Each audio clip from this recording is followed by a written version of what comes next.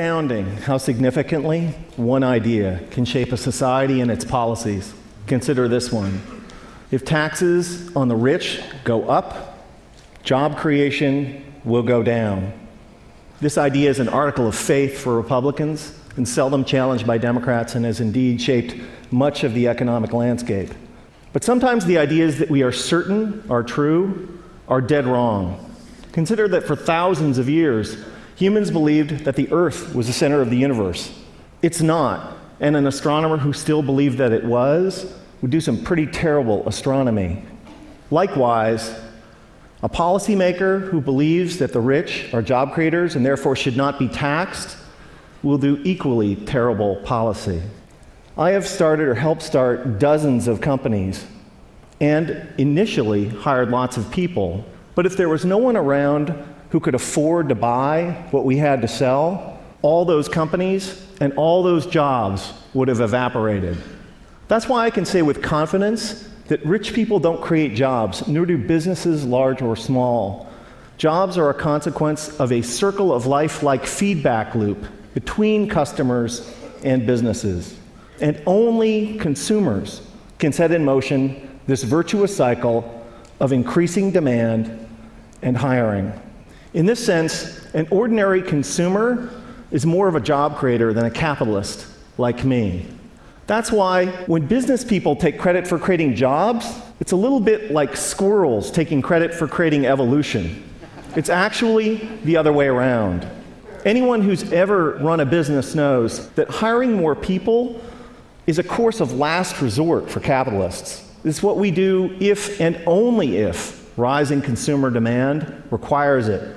And in this sense, calling ourselves job creators isn't just inaccurate, it's disingenuous. That's why our existing policies are so upside down. When the biggest tax exemptions and the lowest tax rates benefit the richest, all in the name of job creation, all that happens is that the rich get richer. Since 1980, the share of income for the top 1% of Americans has more than tripled, while our effective tax rates have gone down by 50%. If it was true that lower taxes for the rich and more wealth for the wealthy led to job creation, today we would be drowning in jobs. And thank you. And yet, unemployment and underemployment is at record highs. Another reason that this idea is so wrong-headed is that there can never be enough super rich people to power a great economy. Somebody like me makes hundreds or thousands of times as much as the median American, but I don't buy hundreds or thousands of times as much stuff. My family owns 3 cars, not 3,000. I buy a few pairs of pants and shirts a year like most American men. Occasionally we go out to eat with friends. I can't buy enough of anything to make up for the fact that millions of unemployed and underemployed Americans can't buy any new cars, any clothes, or enjoy any meals out. Nor can I make up for the falling consumption of the vast majority of middle-class families that are barely squeaking by, buried by spiraling costs and trapped by stagnant or declining wages.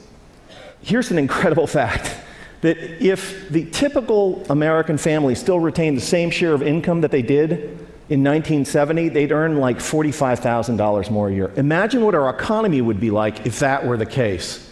Significant privileges have come to people like me, capitalists, for being perceived as job creators at the center of the economic universe, and the language and metaphors we use to defend the current economic and social arrangements is telling. It's a small jump from job creator to the creator. This language was not chosen by accident. And it's only honest to admit that when somebody like me calls themselves a job creator, we're not just describing how the economy works, but more particularly, we're making a claim on status and privileges that we deserve.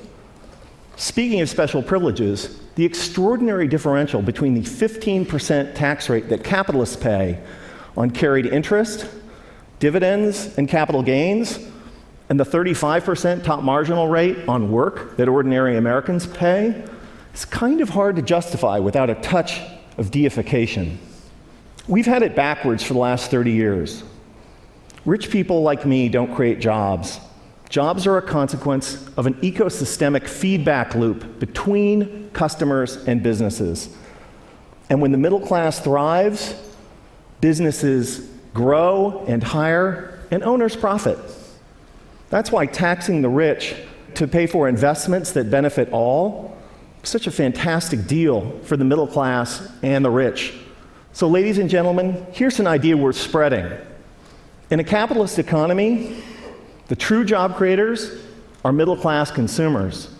And taxing the rich to make investments that make the middle class grow and thrive is the single shrewdest thing we can do for the middle class, for the poor, and for the rich. Thank you.